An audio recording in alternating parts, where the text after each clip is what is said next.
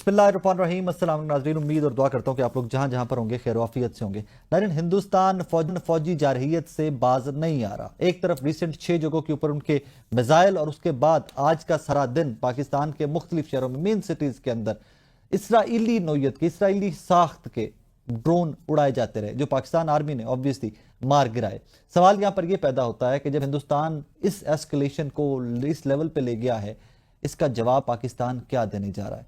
इसके ऊपर international community की खामोशी बहुत सारे सवालात उठा रही है। मैं बार बार माजी के शोज में भी कहता आया हूँ, अपने डिजिटल मीडिया अकाउंट से भी कहता हूँ कि these are two atomic powers at war here. लेकिन अगर हिंदुस्तान बाज नहीं आ रहा तो ऑब्वियसली तय कर लिया गया है पाकिस्तानी हुकूमत की जानिब से, हमारी आर्म्ड फोर्सेस की जानिब से और अबव ऑल हमारी 25 करोड़ की कौम की जानिब से तय कर लिया गया है कि हिंदुस्तान को मुंह तोड़ जवाब दिया जाएगा।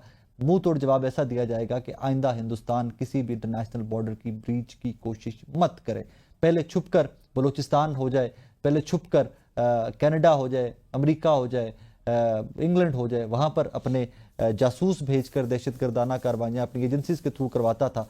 और अब खुल खुलाकर अगर पाकिस्तान पर हमलावर हुआ है हिंदुस्तान, तो पूरी की पूरी कौम यकजा होकर इसका जवाब देगी। आज के ड्रोन्स क्या हैं, किस हद तक मोहलिक हैं, इसके ऊपर आज के शो में बात करते हैं। और हमारी एयरफोर्स ने जो रिस्पॉन्स दिया है मोदी की एयरफोर्स को, मैं मोदी की एयरफोर्स इसलिए कह रहा हूँ कि इस सारे ऑपरेशन को मोदी ही का माइंडसेट लीड कर रहा है। नाज़रीन, इसी सारी सूरत हाल पे बात करने के लिए आज हमें ज्वाइन किया है air marshal retired Asim Suleman साहब ने, ब्रिगेडियर रिटायर्ड टीपू सुल्तान साहब ने और ब्रिगेडियर रिटायर्ड अहमद सईद मनहास साहब ने। एयर मार्शल साहब, आपकी तरफ सबसे पहले आना चाहूँगा। आज जो ड्रोन्स पाकिस्तान ने मार गिराए हैं, sir what kind of drones were they, कितने मोहलिक हैं, क्या क्या नुकसानात और क्या क्या आपके नज़दीक टारगेट्स थे हिंदुस्तान के इन ड्रोन्स को उड़ाने के? अस्सलाम वालेकुम जी, and thank you very much for having me on your programme. Thank you.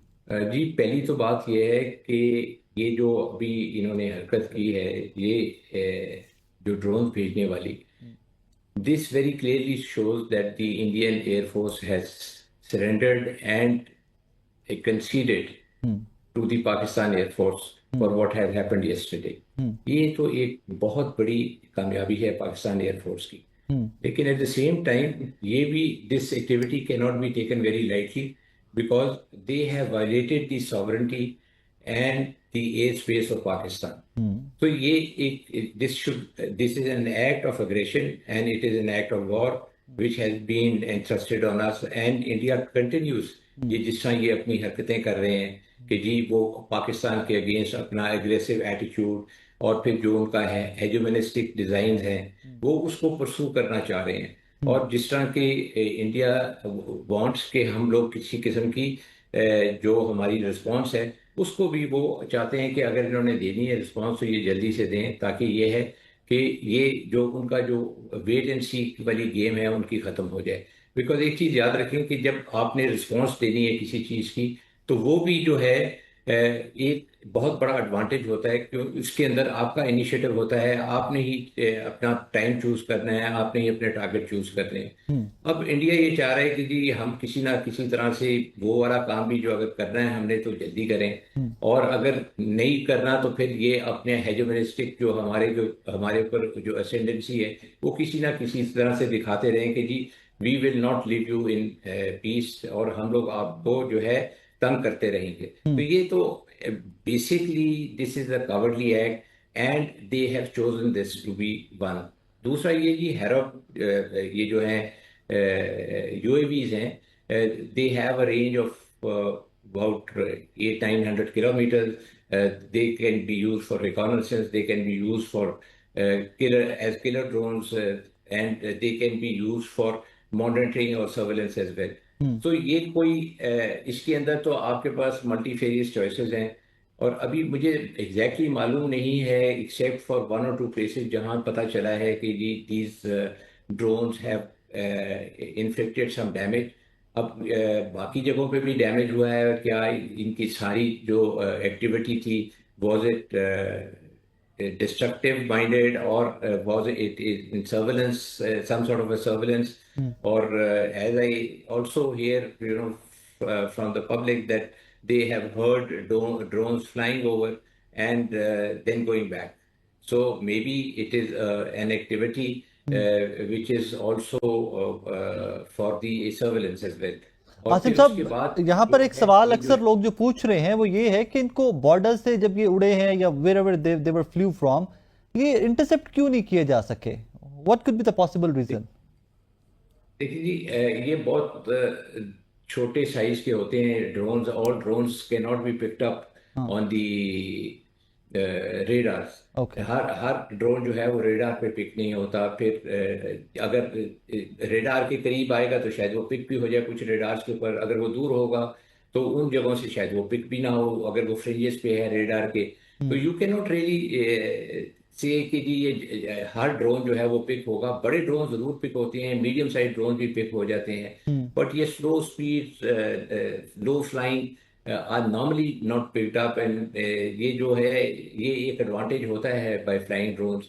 और स्पेशली अगर वो हाई हाइट पे भी उड़ रहा हो तो उसकी आवाज़ भी नहीं आती. लो हम्म, ऑल्टीट्यूड पे उड़ेगा तो उसकी आपको आवाज़ भी आएगी. हम्म, तो ये एक तो आई वुड से कि ये जो एक्टिविटी है ये this is just hegemonistic, hmm, creating harass hmm, amongst the public, and especially the Indians mindset continues to go after the civilian population.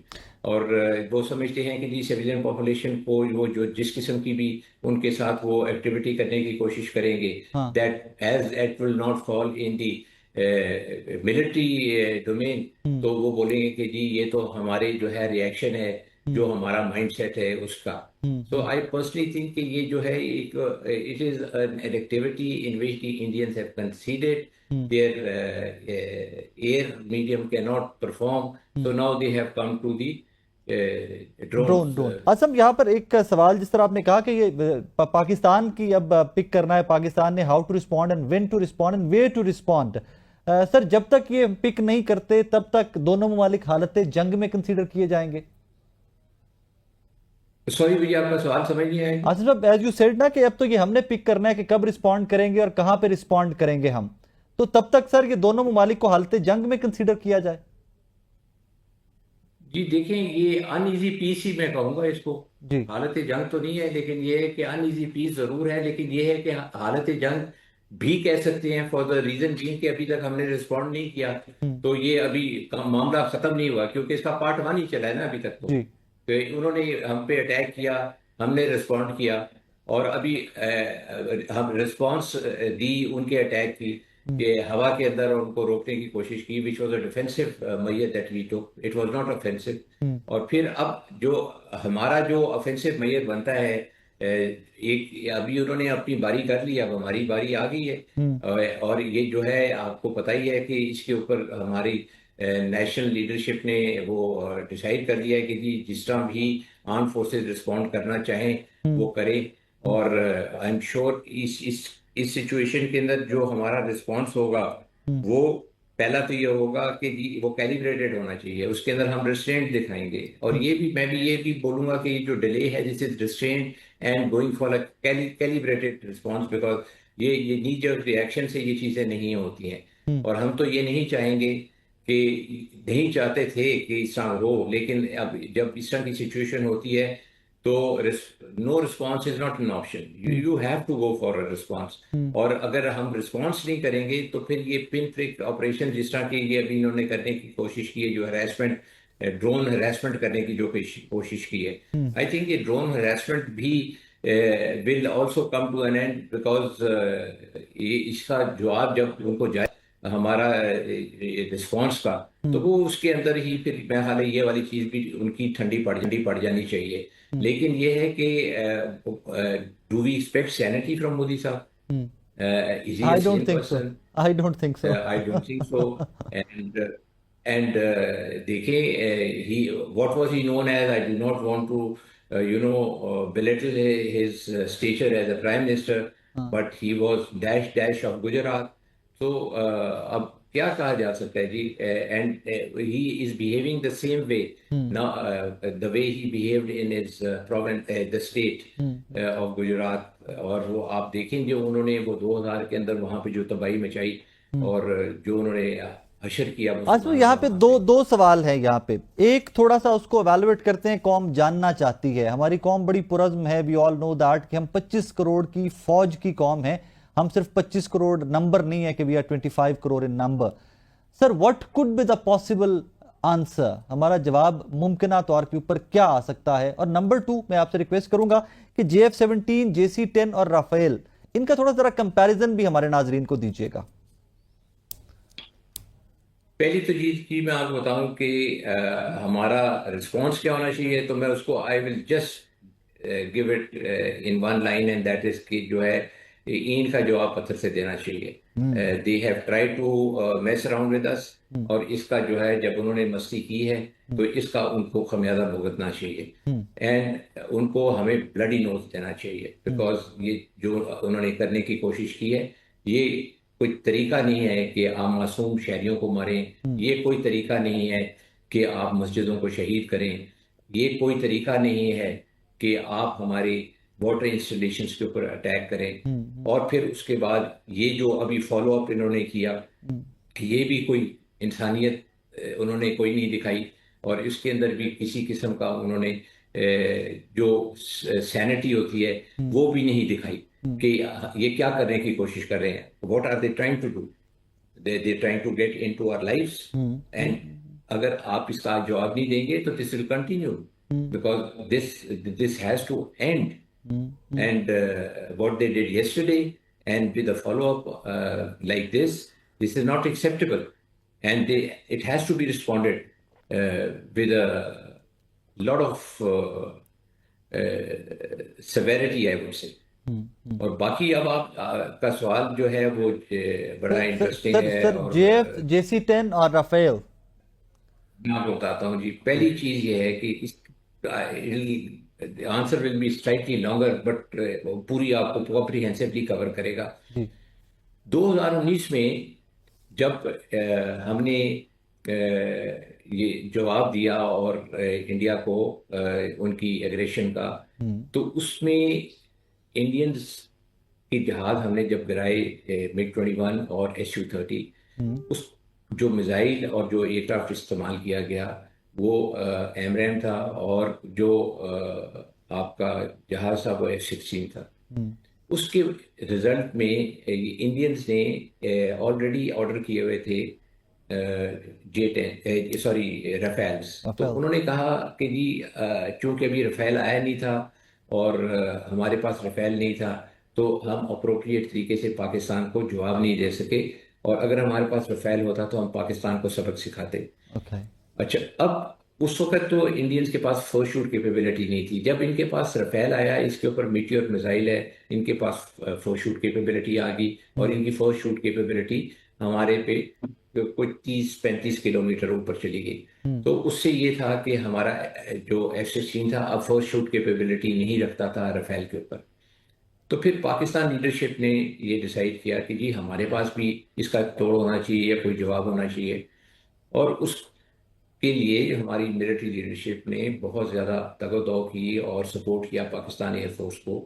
और हमारे एयर चीफ जो हैं अभी present air chief marshal Babar, इन्होंने इनकी काविशें सोए ये जो है हम पाकिस्तान में J-10 ला सके, और J-10 के ऊपर जो मिसाइल लगा हुआ था वो PL-15 था। जी तो जो PL-15 मिसाइल है उसकी अब रेंज जो थी मीटियोर जो कि रफेल का मिसाइल था उसके ऊपर 40 से 50 किलोमीटर के एडवांटेज में आ गई, और हमें फिर फर्स्ट शूट कैपेबिलिटी वापस मिल गई। तो उसका ये मतलब हुआ कि आज इंडिया की जो फर्स्ट शूट कैपेबिलिटी है वो नहीं है हमारे जहाज के ऊपर, क्योंकि हमारे दो जहाज हैं जिनके ऊपर फर्स्ट शूट कैपेबिलिटी है, एक J-10 और एक JF-17। अब मैं JF-17 का बताता हूँ कि जब हमने PL-15 लिया तो साथ ही हमारे पास जब ये मिसाइल पाकिस्तान में आए, हमने जो हमारा लेटेस्ट वर्जन था JF-17 ब्लॉक 3 उसके ऊपर मॉडिफिकेशन कर दी